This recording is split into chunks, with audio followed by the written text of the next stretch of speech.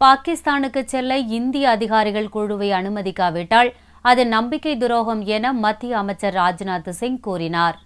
பிரதமர் மோடி தலைமையிலான அரசின் 2வது ஆண்டு நிறைவு விழாவை முன்னிட்டு பஞ்சாப் மாநிலம் பதான்கோட்டில் நடந்த விழாவில் ராஜ்நாத் சிங் கலந்து கொண்டார். அப்போது அவர் பேசுகையில், பதான்கோட் விமானப்படை தளத்தில் நடத்தப்பட்ட பயங்கரவாத தாக்குதல் தொடர்பாக பாகிஸ்தான் புலனாய்வு குழு இந்தியாவுக்கு வந்து விசாரணை நடத்தியதை சுட்டிக்காட்டினார். அதேபோல தேசிய புலனாய்வு அமைப்பின் அதிகாரிகள் பாகிஸ்தான் சென்று விசாரணை நடத்துவது என்று அப்போதே முடிவெடுக்கப்பட்டதாக ராஜ்நாத் சிங் கூறினார். இந்தியாவின் NIA அதிகாரிகள் குழு பாகிஸ்தான் சென்று விசாரணை மேற்கொள்ள அனுமதிக்காவிட்டால் அது இந்தியாவுக்கு பாகிஸ்தான் செய்யும் நம்பிக்கை துரோகமாகத்தான் கருதப்படும் என்றார்.